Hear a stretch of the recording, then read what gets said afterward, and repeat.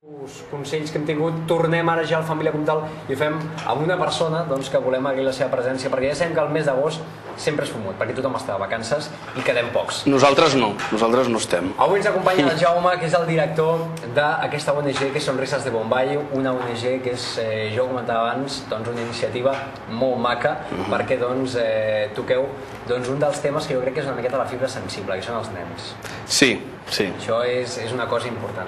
Però abans d'això, presentem una miqueta què és la ONG. Abans d'entrar pròpiament a parlar, explica'ns una miqueta què és Sonrises de Bombai, com neix, una miqueta com va sorgir la idea de fer aquesta ONG i d'ajudar, per exemple, la gent de Bombai, per exemple, per què no Madagascar?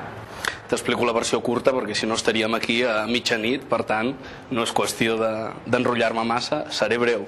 A veure, bàsicament la funció de Sonrises de Bombai és contribuir a l'educació dels orfes de la ciutat de Bombai. Creiem, positivament, sabem positivament que l'educació és essencial perquè no només estàs educant uns nens en aquells moments, sinó que estàs contribuint al futur d'ells com a adults i el futur dels fills d'aquests adults i els fills dels fills d'aquests adults. Vull dir, és tota una cadena que realment val la pena afrontar-la des d'un principi, que és l'educació dels nens, que és els nens, en la primera etapa de la vida. Per què a Bombai? Doncs bé, perquè és una realitat que he conegut amb els meus ulls. Jo ja fa anys que col·laboro estretament amb la Fundació Vicenç Ferrer, que suposo que és bastant més coneguda, molta més gent la coneixerà, i ja fa 3 anys que vaig viatjant habitualment a la Índia i jo apadrinava un nen des de fa uns 12 anys aproximadament. Jo li enviava 15 euros al mes. Ara em sembla que en Vicenç Ferrer són una mica més, són 17, 18, però vaja, una cosa així. Exacte. I amb això contribuïa a pagar-li l'educació, tota la cobertura sanitària, l'alimentació i fins i tot en parla de la seva família. És a dir, m'estàs dient que per una quantitat de 17 euros, que és aproximadament el que aquí ens podem gastar, per exemple, què et diria jo, amb una tarda a jeure... I tant. Doncs amb això aconseguim durant quant de temps, per exemple, l'educació de tot un any, per exemple, o l'escolarització? No un any, però, per exemple, sí que serien 2 mesos, ben bé, de cobertura sanitària, d'educació i d'alimentació. Déu-n'hi-do. No, això és, a vegades posa els pèls una miqueta de punta. És a dir, nosaltres que a vegades viatgem amb aquestes quantitats, però com qui no vol, vull dir, els 20, 30 euros, i no pensem a vegades que amb això, que nosaltres ens pot durar, insisteixo, que ens ho podem gastar amb una samarreta, allò que dius, un caprici, que estàs caminant i tu gastes, i amb això podries fer feliç una persona durant 2 mesos. I un menú, no cal anar tant, un menú actualment de restaurant ja val entre 10 i 15 euros aproximadament, un menú de cada dia. Déu-n'hi-do, això és escalofriant, una miqueta. Una mica, la veritat és que sí. I llavors, clar, m'imagino que arrel de veure aquesta situació, vau decidir prendre cartes a... Exacte, aleshores, a veure, vaig conèixer aquest darrer any el nen que jo padrinava de feia 12 anys. Vaig poder anar al poblat, vaig conèixer directament la realitat i vaig veure tan clarament l'ajuda que per mi no havia estat res, perquè la veritat que 15-18 euros al mes no és res, és que no és res per una persona que viu aquí a Europa. Vaig poder tocar la meva ajuda, vaig veure com havia contribuït, vaig veure els somriures de tots aquells nens, no només d'ell, sinó de tota la seva família, l'agraïment dels seus pares, veure com, per exemple, aquest nen que viu en un poblat que es diu Polic i que no té ni aigua, doncs se li permet que cada dia un autocar el vagi a buscar, el porti a l'escola. El nen ara té 14 anys, està ja estudiant la secundària, té els exàmens finals d'allà a la Índia, que són els 14 anys.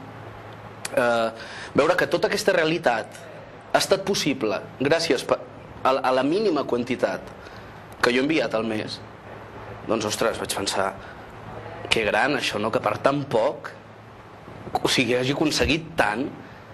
Com pot ser? O sigui, què passa si fent així aconsegueixo tant? Què passaria si fes una mica més? I si fes així, no? I aquí estic. Vaig arribar aquí, la Fundació Vicenç Ferrer m'ha ajudat, realment m'està aconsellant en molts aspectes. Imagino que la creació d'una ONG, per exemple, no és fàcil. No és fàcil. Hi ha d'haver molts papers. No és fàcil. El que vulguis, jo no ho he fet mai, Molts papers. Molts papers. realment molts. O sigui, fas uns estatuts, hi ha un punt que no està aclarit, tornem-ho a canviar, 3 mesos més d'espera. Bueno, hi ha un altre punt que no està aclarit, 4 mesos més d'espera. Després hi ha d'haver un màrqueting, hi ha d'haver un... Realment no és fàcil, però vaja, si tenim en compte tot el que s'aconsegueix, és tan poc, segueix sent tan poc. Clar, perquè Jaume, hi ha una cosa que també és important, que jo crec que és una miqueta el hàndicap d'avui en dia... La falta de transparència, i en masses ONGs. Clar, és a dir... Són els dos hàndicaps. El problema que jo veig... No masses, n'hi ha moltes. Masses mai és, mai. Mai l'ajuda pot ser suficient, però sí que és cert que cada vegada hi ha aquesta creació de més ONGs, totes amb bona voluntat, però clar, arriba un punt que aquest és el problema en què penses, aviam, si estic donant 10 euros per exemple, a l'ajut dels animals, per exemple. 15, per exemple, apadrina un nen a Perú, per exemple, a Equador. I dius, que és un nen, arriba un punt que fins i tot et sents malament perquè no pots ajudar a tots, és a dir, penses, aviam, mai de manegar per anar descartant algunes, i llavors això a vegades és una miqueta complicat, no? Perquè tu voldries ajudar a tothom, però a vegades no tens la possibilitat econòmica, com a mínim és el meu cas, doncs de poder estar tot arreu, no? Llavors, clar, hi ha aquesta minicompetència que és de bon rotllo, però imagino que, clar, també és un hàndicap a l'hora d'aconseguir l'objectiu que és la felicitat de la gent, per exemple, d'aquests orfenats, per exemple, de Bombai.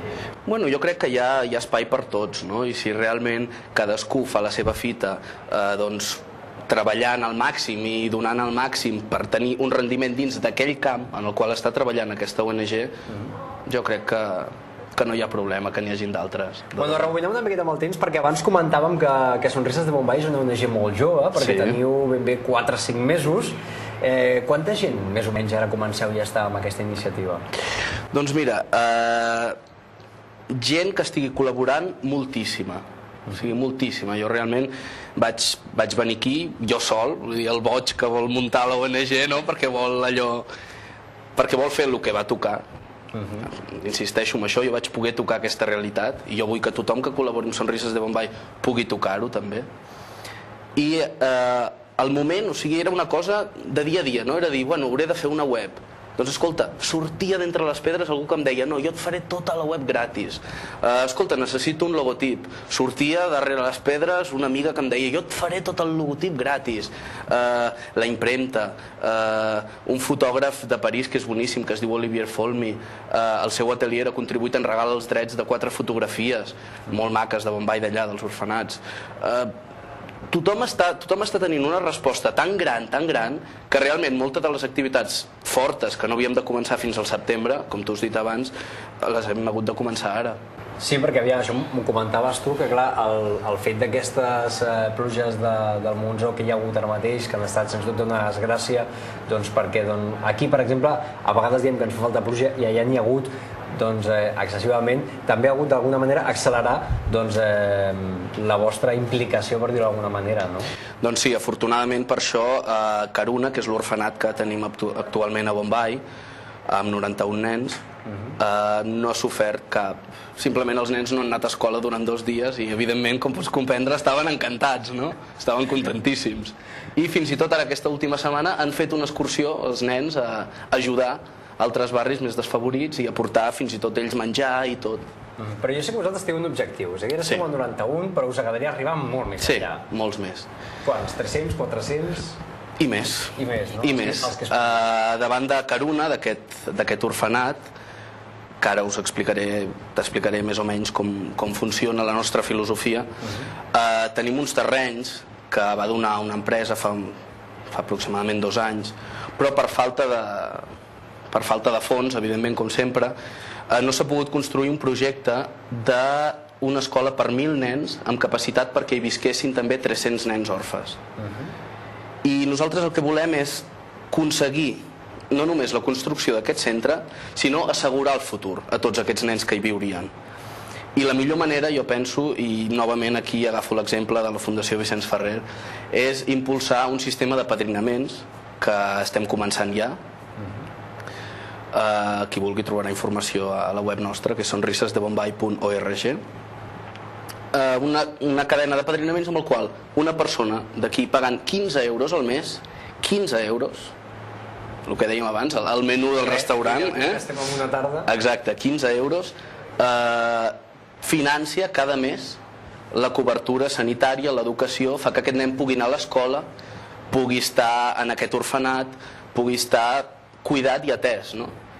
I a canvi, doncs bé, la persona que aquí apadrina va rebent fotos, informes del nen, sempre va rebent notícies, no? Vull dir, la transparència total, també, Això, aviam, també ho comentaves abans, que és un dels hàndicaps. És un hàndicap, és un hàndicap. Molt el tema de les imatges. És un hàndicap. Abans també m'estaves comentant una miqueta les condicions de l'orfenat. Sí. A què et referies amb això?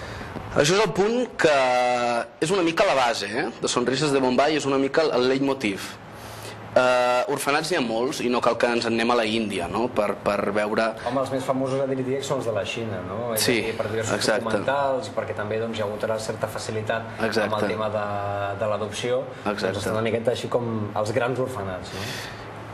I contribueixen a potenciar la idea, que és una idea molt realista, del que és un orfenat, no? Un orfenat és un lloc on els nens viuen amb habitacions enormes, plenes de lliteres, amb vigilants a vegades força estrictes. I, sí, van a l'escola, però, van a l'escola, estan a l'orfenat i als 18 anys ja te'n pots anar, nen, ja han complert, no hi han fet el suficient. A Karuna i tots els orfenats que volem recolzar des de Sonrises de Bombay han de tenir una condició, han de funcionar com una família. O sigui, nosaltres creiem que una educació, un futur viable d'un nen només és possible des d'una educació a partir de l'amor, no? Vull dir, està molt bé que tu li paguis uns estudis, està molt bé que tingui tots els capricis, però quants nens multimilionaris, arximilionaris hi ha en el món que no han tingut una infantesa des de l'amor i després han tingut més possibilitats de ser adults conflictius, no? O no han estat tan feliços com adults a resultes d'aquesta falta d'atenció, no? A Karuna els nens viuen en uns bungalows amb una màxima capacitat per 8 o 10 nens, amb un pare i una mare, diguéssim, són dos tutors que es comprometen per vida a viure amb els nens. De manera que un nen té els 7 germans i els seus pares i surt del bungalow per anar a l'escola, per fer activitats. O sigui, és la vida d'un nen totalment normal. Déu-n'hi-do. Totalment normal. Home, aviam, ara t'ho dic amb conya, que sí. Però tal com ho has pintat semblava fins i tot, vull dir, en plan bungalow, ostres. És una mica el paraíso, no? Com deia Mecano, Bombay és un paraíso. Que no ho és pas, no? Perquè la situació al voltant, és a dir, el que és l'entorn pròpiament, no els hi permet que sigui, no? Però, no ho és. Home, com a iniciativa em sembla realment molt maca, és a dir, fugint del, com tu deies, l'orfenat típic, nau industrial... Que existeix. Per tant, és una realitat, no? Vull dir, amb aquest sistema, per exemple, a l'hora de menjar, amb les safates que... Aquí fugim una miqueta d'aquest malson, entre cometes, del que associem a l'orfenat gris, per exemple, a una cosa molt més humana. Clar, vull dir, si aquell nen és al·lèrgic al gluten, no sé, és per dir-te un exemple, no? Doncs els seus pares, que són els seus tutors, doncs sempre ho sabran, no? I sabran com és cada nen, el caràcter de cada nen. Evidentment, no pots educar tots els nens com si fossin uns manats d'animals, perquè no ho són. No ho són, cada persona és diferent, no? I nosaltres partim d'aquesta base. Déu-n'hi-do, aquesta iniciativa, mira, m'ha agradat, jo, home, de debò que t'ho diria tot cor, que doncs mira, ja saps. Em sembla extraordinària. Escolta una qüestió, si algú, per exemple, ara mateix ens està veient i diuen, jo vull, doncs, no solament més informació, que la trobaran a la pàgina web, que és sonrisesdebombay.org, però si, per exemple, em vull posar en contacte amb tu, per exemple, doncs mira, m'has convençut i em sembla una iniciativa molt bona. Doncs que ens truquin al 93 246 0264. Torna a dir el telèfon, que ara és quan... 93 el boli per anar a apuntar ràpidament. 93 246 0264. Déu-n'hi-do. I llavors són 15 euros? Són 15 euros al mes. Va rebent informació, va rebent dibuixos del nen. A més és molt maco, no? Perquè a més jo ho he viscut, no? Com a padrí, per tant reps dibuixos del nen, reps doncs una mica tota l'evolució de l'educació del nen. O sigui, realment val la pena. Tenim una idea més que és, per això, vaja, d'aquí mig any o així, que és que un dia els padrins puguin parlar per internet amb els nens, no? Home, mira, això estaria molt bé. És una cosa, també jo animo a que la gent, els socis nostres, o sigui, els animem a que visitin Bombay. Nosaltres els atendrem, els hi facilitarem allotjament, el que sigui, però jo sempre dic que millor que no ens avisin, que vagin, que no diguin res, No, que vegin sense sorpreses, sense trucos, el que és la nostra realitat, no el que estem fent, exacte, el que estem fent allà. Que vegin que és veritat, que ho toquin, que toquin l'ajuda. Després tenim un servei pels socis de 24 hores que ells poden formular la pregunta que sigui, a nivell de finances, a nivell del que sigui, i se li respon abans de 24 hores. Déu-n'hi-do. Doncs escolta, em sembla una iniciativa meravellosa. Jo l'únic que puc fer és... apadrinar un nen, I apadrinar un nen. És una opció, sens dubte. Doncs escolta, Jaume, director de Sonrises de Mumbai, moltes gràcies. Gràcies a tu. Moltíssima sort, que aquesta iniciativa, escolta, doncs sempre és bona, i amb un món tan boig com el que ens està tocant vivir, doncs a vegades iniciatives d'aquestes tan maques, doncs a mi com a mínim sóc una persona que en aquest sentit, la gent ja ho sap, em costa molt perquè perdo molta facilitat, la fem la humanitat, i doncs accions com aquesta realment em fan saber que hi ha gent amb... Tots som més persones del que pensem. Tots. Jo a vegades, Jaume, m'he portat aquí de tot, Tots. Som arbres, alguns els hi falta més per créixer, alguns hi han crescut més, alguns estem començant a créixer, però tots creixem. Doncs jo desitjo que Sonrises Mumbai creixi fins al màxim possible. Gràcies. I escolta, que quan sí sigui, no t'oblidis de nosaltres i que tornis aquí, Aquí estaré.